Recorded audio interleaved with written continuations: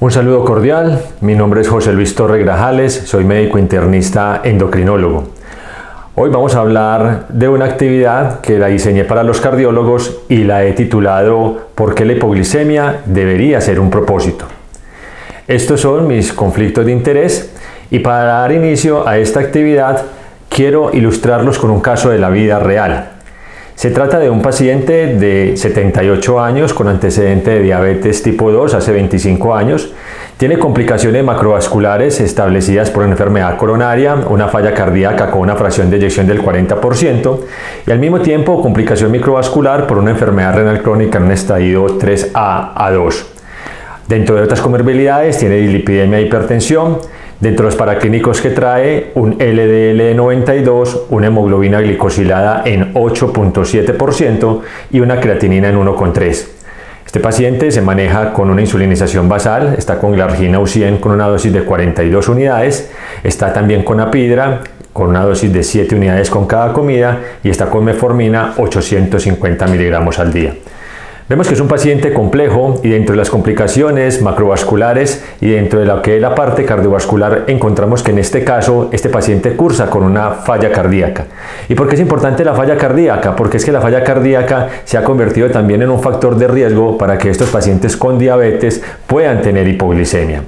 Y cuando nosotros hablamos de hipoglicemia, recordemos la mitología griega con estas tres ancianas que generaban temor, que eran Dino, Enio y Penfredo, que eran estas ancianas lo que se denominaba como las greas, que cursaban como en la parte de ellas mismas cuidando lo que era la parte de las gorgonas, y en la mitología Dino significa la palabra temor, Enio representa horror y Penfredo representa alarma. Y estas tres palabras posiblemente es lo que reúnen cuando un paciente presenta hipoglicemia.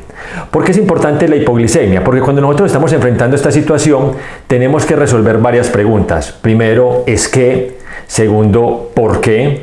Tercero, ¿a quién? Cuarto lugar, ¿para qué? Y finalmente, ¿con qué? ¿A qué nos referimos con cada una de esas preguntas? Antes de responderlas, es importante recordar que el organismo genera una serie de respuestas fisiológicas que son normales, que se desencadenan cuando hay hipoglicemia.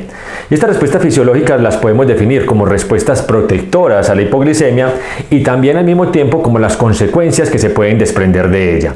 Dentro de lo que son las respuestas protectoras a la hipoglicemia, cuando un valor de glicemia está cursando alrededor, en un punto de corte de 82 miligramos por decilitro, aparece una respuesta protectora que es la inhibición de la secreción endógena de insulina.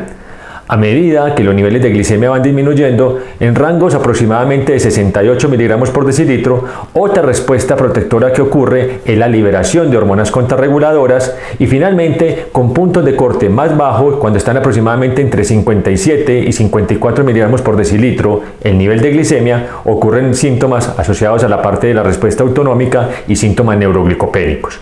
Pero las consecuencias que se van generando de todos modos también por la hipoglicemia, a medida que estos niveles de glicemia van disminuyendo, ya cursan con la presencia de disfunción neurológica y obviamente aparecen una serie de cambios en la parte, digamos que el electrocardiograma y el riesgo de la presencia de arritmias y aumento de la mortalidad cardiovascular.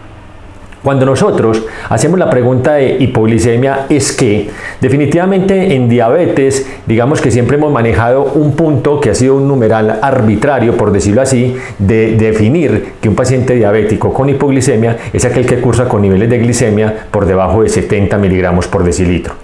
Hace 3 años atrás, las principales sociedades científicas nos afirmaban que ese punto de corte de 70 miligramos era un punto de corte de alarma que el paciente debería tener en cuenta con el fin de que en el momento en que se presentara un nivel de glicemia, el paciente debe asumir alguna conducta para evitar que esos niveles de glicemia sigan descendiendo y que no ocurran las consecuencias que vimos anteriormente que se desprenden por hipoglicemia. Pero estas mismas sociedades científicas hace 3 años se pronuncian hablando de que el punto de corte de 54 miligramos por decilitro es el punto de corte que es suficientemente válido para establecer de que esto tiene implicaciones y es lo que se está utilizando en la parte de los ensayos clínicos. La definición de hipoglicemia severa no ha cambiado y definitivamente es cuando el paciente tiene un compromiso en lo que es la parte, digamos que de su estado de conciencia y requiere de un externo para que ocurra la recuperación en este tipo, digamos que de situaciones. Pero ¿cómo nosotros medimos, digamos, que el nivel de glicemia? Y definitivamente pues nosotros tenemos la posibilidad de tener en este caso las glucometrías, que es lo que habitualmente nosotros, digamos, que trabajamos con los pacientes y lo que los pacientes utilizan, pero definitivamente los glucómetros en ocasiones tienen una precisión que no es la mejor, y es por eso que hoy en día aparecen sistemas de monitoreo continuo de glucosa que de pronto pueden dar también precisión y confiabilidad en ese resultado de glicemia. Este es un póster que se publicó el año pasado, donde se trataba de establecer una comparación precisamente dentro de un sistema de monitoreo continuo de glucosa que es de todos modos el libre, comparable con lo que es la parte de una glucometría capilar en pacientes que eran pacientes no críticos, que estaban hospitalizados y que eran diabéticos tipo 2 con un esquema basal-bolo. Acá estamos viendo estas dos gráficas donde se comparan ambos, digamos, que sistemas de monitoreo, y es importante tener en cuenta que cuando tenemos estos sistemas de monitoreo continuo de glucosa, el hecho de que un sistema de monitoreo continuo de glucosa me dé un valor que tenga al menos una diferencia mínimo de 20% con respecto a los valores habituales que se dan con la glucometría capilar, esto nos establece de que ese sistema de monitoreo nos da de todos modos una información que es interpretable. Pero los diversos estudios clínicos nos han mostrado de que si ese porcentaje de diferencia entre el dato que nos da el sistema de monitoreo continuo comparado con una glucometría capilar habitual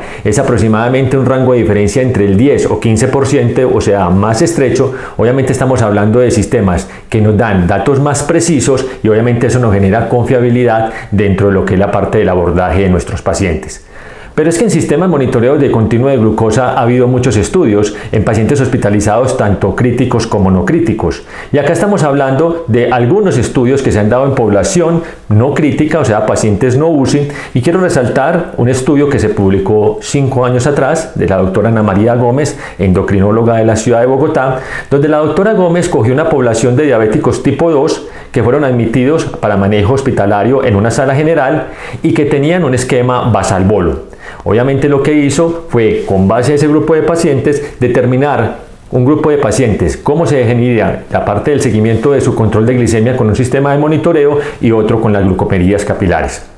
Dentro de los resultados que encontró la doctora Gómez, encontró que no había diferencias en lo que nos aportaba el sistema de monitoreo comparado con la glucometría capilar, lo cual habla de que este método es un método preciso. Pero la gran diferencia fue que con el sistema de monitoreo que utilizó en este grupo de pacientes hospitalizados, los episodios de hipoglicemia que se detectaron fueron 55 eventos comparado con 12 eventos que se comprobaban con la parte de la glucometría capilar habitual. Y estas hipoglicemias que se determinaban a través de este monitoreo continuo de glucosa fueron principalmente de predominio nocturno, lo cual empieza a generar algunas diferencias y ventajas que nos pueden dar esta tecnología dentro de lo que es la parte del abordaje y el seguimiento de nuestros pacientes desde el punto de vista del uso de sistemas que permitan el control de las glicemias. Viene una segunda pregunta y es, ¿por qué es importante las hipoglicemias? ¿Por qué es importante pensar en ellas y obviamente evitarlas? Desde el punto de vista cardiovascular, el por qué es importante es porque cuando tenemos un paciente con hipoglicemias, la hipoglicemia está mediando un montón de situaciones que llevan finalmente a disfunción cardiovascular. Dentro de ellos tenemos que la hipoglicemia puede generar mayor tendencia a eventos trombóticos por el aumento en lo que es la parte de la agregación plaquetaria, hay una disminución en el tiempo parcial de tromboplastina, aumento en los factores de coagulación como el fibrinógeno y el factor 8. También puede generarse un proceso inflamatorio que se genera por la hipoglicemia, riesgo de aterosclerosis precisamente por disfunción endotelial, aumento de estrés oxidativo, y todo esto aumenta la mortalidad cardiovascular de los pacientes. Dentro de lo que es la parte del manejo de estas hipoglicemias, tenemos que tener presente de que los efectos fisiopatológicos cardiovasculares de la hipoglicemia entonces los podemos dividir básicamente en lo que es la parte de inflamación, como les decía anteriormente, anormalidades en la coagulación, disfunción endotelial y un aumento en esa respuesta simpático-adrenal que finalmente puede generar alteraciones en el ritmo cardíaco y cambios hemodinámicos, donde todas estas situaciones en conjunto obviamente generan una amplia asociación entre hipoglicemias y el riesgo de mortalidad cardiovascular.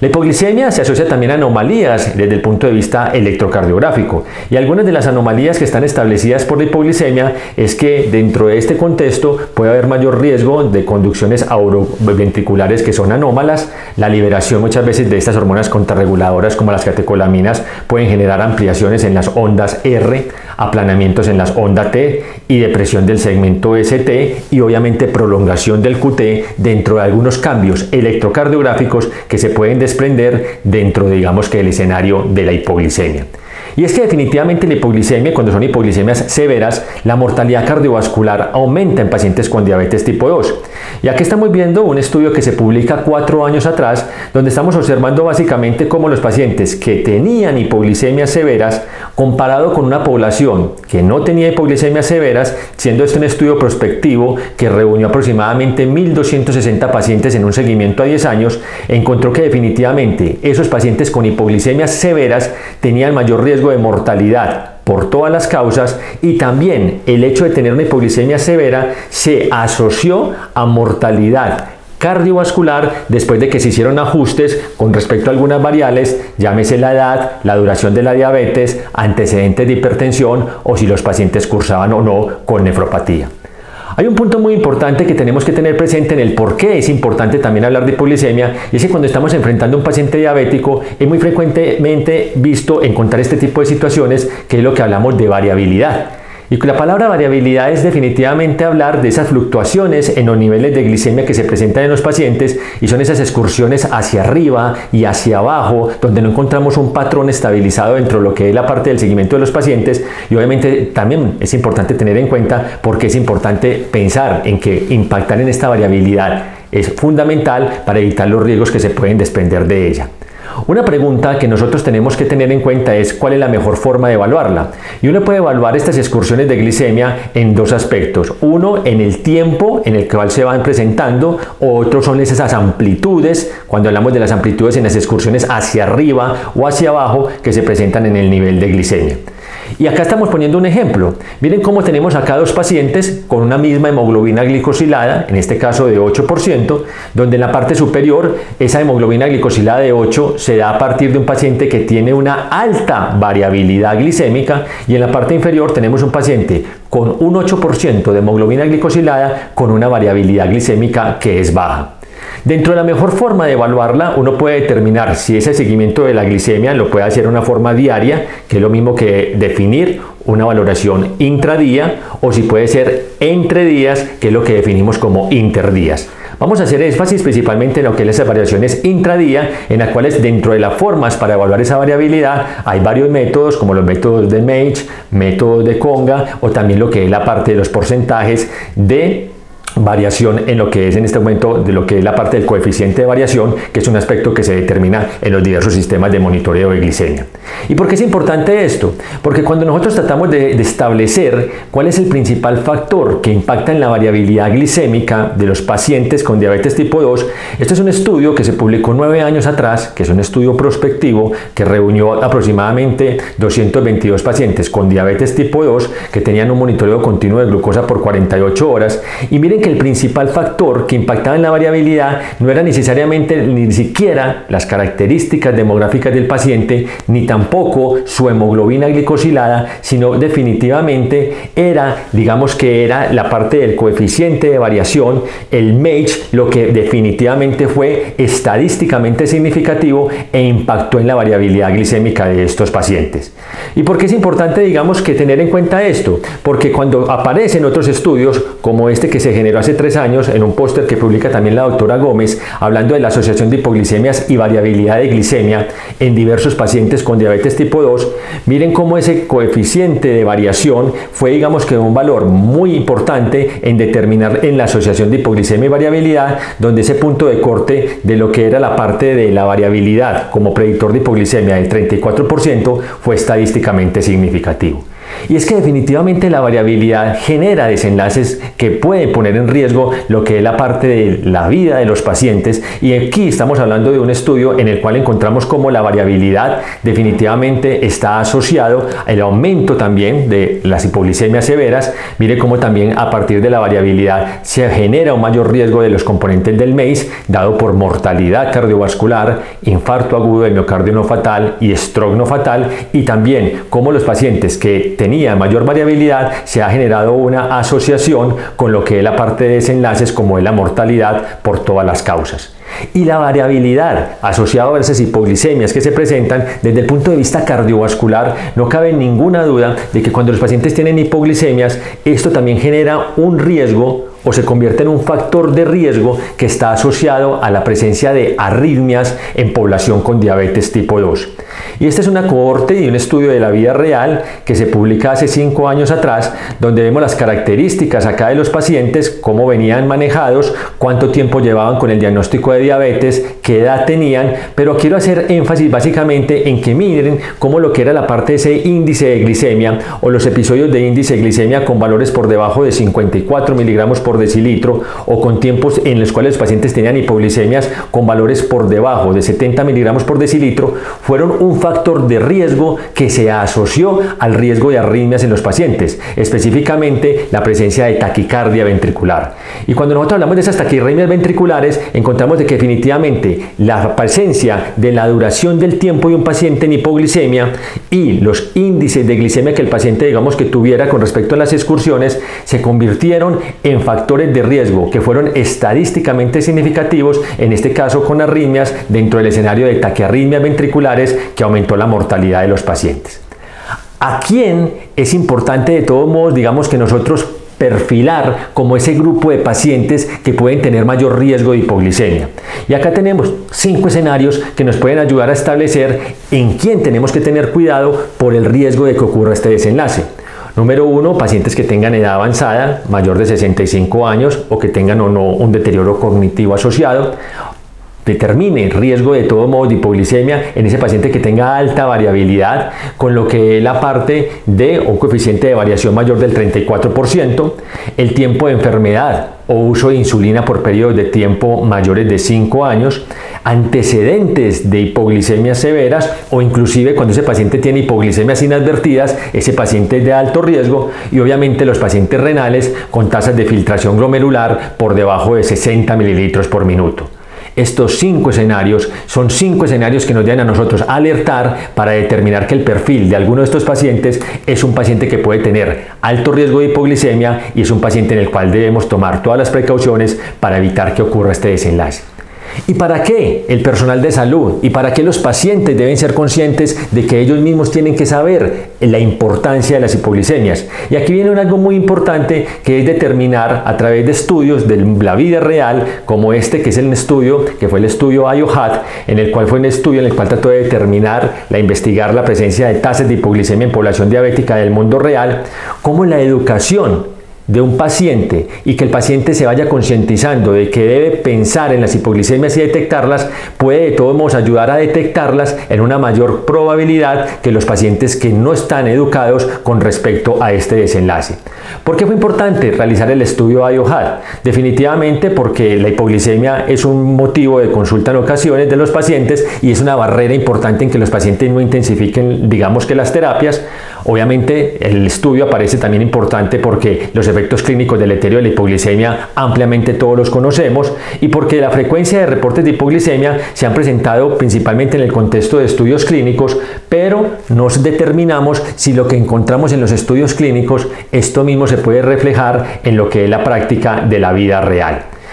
Para hacer un análisis corto de lo que fue este estudio IOHAT, básicamente la recopilación de datos trataron de establecer un grupo de pacientes en una valoración retrospectiva comparado con un grupo de pacientes en una valoración prospectiva. Esa valoración retrospectiva se hizo aproximadamente cuando teníamos, digamos que un análisis de 6 meses antes o 4 semanas antes de la presencia, digamos que de hipoglicemias, y ya en una forma retrospectiva, que fue un periodo de duración de 4 semanas, en ese proceso prospectivo se educó al paciente, llenándole unos cuestionarios de autoevaluación y que el mismo paciente llenara una diario con respecto a la parte de la determinación de las hipoglicemias. ¿Qué es importante con respecto a lo que es la parte del IOHAT? Que cuando nosotros fuéramos a ver cuáles fueron entonces los criterios de inclusión, eran pacientes con diabetes tipo 1 o diabetes tipo 2, que venían inclusive con tratamiento con insulina por un periodo de 12 meses o menos, eran población de sexo masculino o sexo femenino mayor de 18 años de edad. Y acá sobre la parte derecha están observando ustedes cuáles fueron los criterios de exclusión.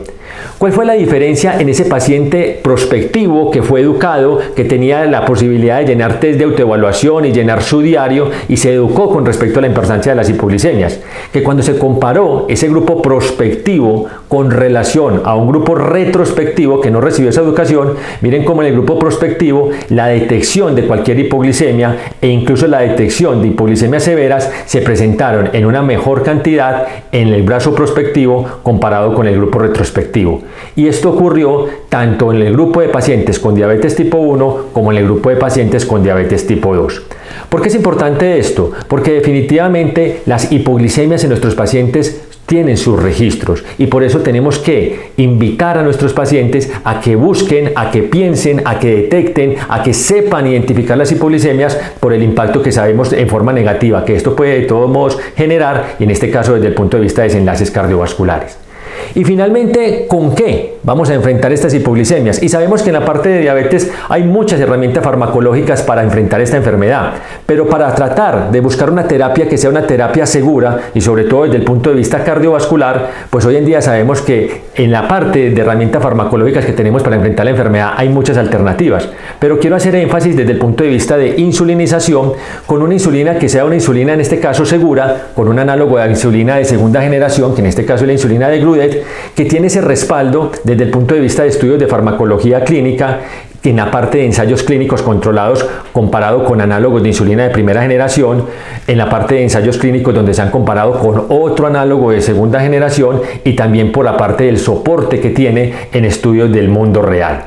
Desde el punto de vista de farmacología, porque es importante en este caso pensar en Degludet, porque definitivamente por su cinética y su farmacodinámica, digamos que el Degludet ha demostrado, comparado en este caso con el comparador que fue Glargina-Usion, menos variabilidad, comparado con este caso con el análogo de primera generación, 4 veces menos proporción, riesgo de variabilidad a favor de Degludet con relación a su comparador. Cuando nosotros hablamos de lo que es la parte de ensayos clínicos con lo que es la parte de análogos de insulina de primera generación, en este caso en el brazo izquierdo estamos viendo este gran programa que fue el programa BEGIN, en el cual básicamente existieron estudios fase 2 y fase 3 en población con diabetes tipo 1 y tipo 2, y quiero hacer énfasis básicamente en que si nosotros hacemos un análisis en lo que nos dejaron la enseñanza en los estudios del programa BEGIN, encontramos que con Degludet comparado con un análogo de primera, en este caso Glargina-Usion, no hubo mayores diferencias en el punto de vista metabólico. Hablemos de hemoglobina glicosilada y glicemia plasmática en ayunas. Pero desde el punto de vista de establecer dónde ocurrió la diferencia de una insulina comparado con la otra,